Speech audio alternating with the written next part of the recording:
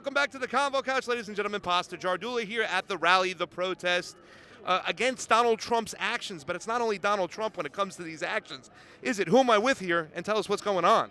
My name is Graham Elwood, the Political Vigilante. Yes, Trump did just initiate this, but the people need to wake up to the fact that the Democratic Party has co-signed so much of this.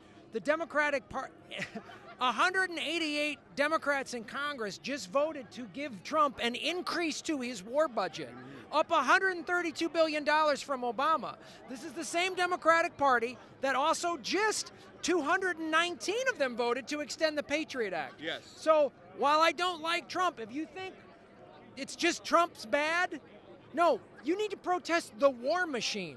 The Afghanistan papers have shown us 3 presidents, Bush, Obama, and now Trump, have all been lying about this endless, never-ending war. Yeah, but they had colorful graphs and I like the graphs. Come on, you get a colorful graph, you got to keep the war going. All right, well, let me push back on you 1 second right now, because when it comes to Iran, this is an area where Obama didn't really agitate with Iran, rather sat down at the table, got the Iran nuclear deal signed.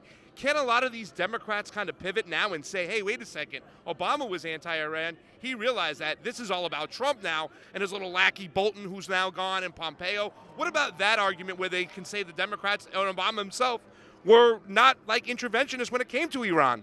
That is what the Democrats should be doing.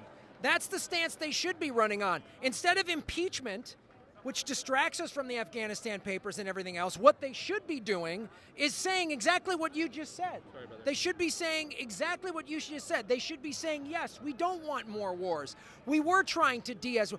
Obama pulled troops out. I mean, Obama took us from 2 wars to 7, so I can't sit here and pretend that Obama was some peace. He just went to the drone, and I heard that Soleimani was killed by a drone. Soleimani was killed by a drone. All this is going to do is agitate Iran. We're going to have more bombings here. This doesn't solve the problem. We should be. Iran has been trying to back-channel peace with us since Bush. Yeah.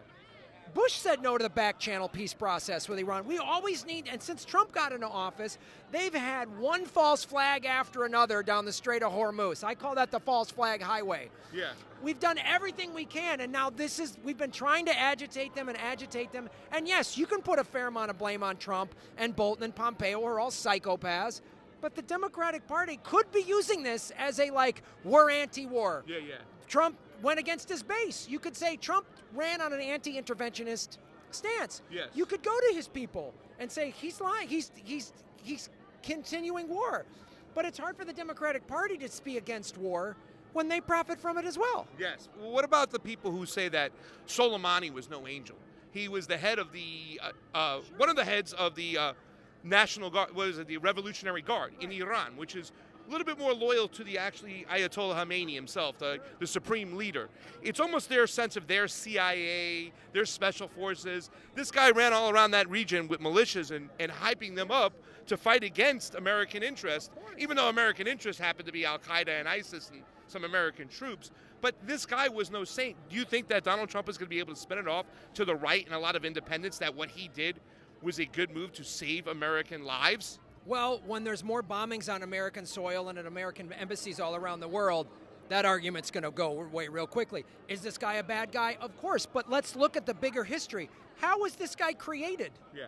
We helped create guys like this. I agree. I mean, since 1953, Mossadegh was elected, democratically elected leader of Iran, nationalized his oil, and what did the CIA do? They put in the Shah of Iran, who tortured his own people. He helped create Islamic fundamentalism. One of the young people who saw their parents tortured was Ayatollah. The Ayatollah Khomeini saw his parents tortured. They helped create that. We have been on the wrong side of this since the 50s. Yeah.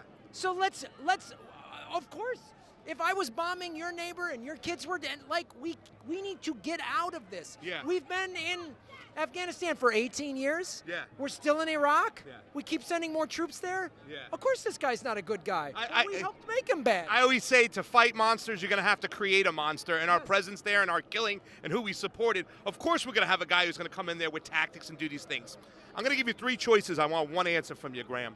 the military-industrial complex, the elites, whoever's responsible for this, why are they picking a fight with Iran? Is it number one, resource extraction, number two, a growing nation power that's getting too big, or at the behest of Israel and Saudi Arabia? What's the number one reason we are starting shit with Iran?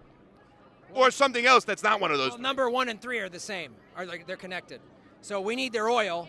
That's since the 50s, Iran said, no, we're not giving you our oil. Yeah. And Iran has a lot of nerve, in my opinion, for putting a country above American oil. Like, that's a pretty arrogant thing to do. Venezuela, you shouldn't put countries above American oil. Yeah. And it's also crazy that Iran put their own country in the middle of a bunch of American army bases. Yeah, That's yeah. that's not smart. The nerve, man. The nerve. The How, nerve. How would you do that? Seriously. Why would you do that? So in all seriousness, we've been needing their oil. It's all about oil and the petrodollar. And all of that is connected, what you just said. Saudi Arabia, Israel, it's all connected, right? Yeah. So we let Saudi Arabia chop up journalists and treat women like second-class citizens and stone people to death, provided they give us their oil. Yeah. So look, if Iran gave us their oil, they could do whatever, we'd let them do whatever they want. Yeah. Graham, thank you so much for taking the time out. You always got some great things to say. Political Vigilante, you going to come back on the show soon? I just was on it. We need you again. We need more Graham Elwood in our life. I'm on all day, all night. I'll be on whenever you want me, brother. You can find him on his YouTube, Political Vigilante Graham Elwood. Check him out. That's 1 L, not 2. We love the Political Vigilante. Convo Couch out from the rally protest.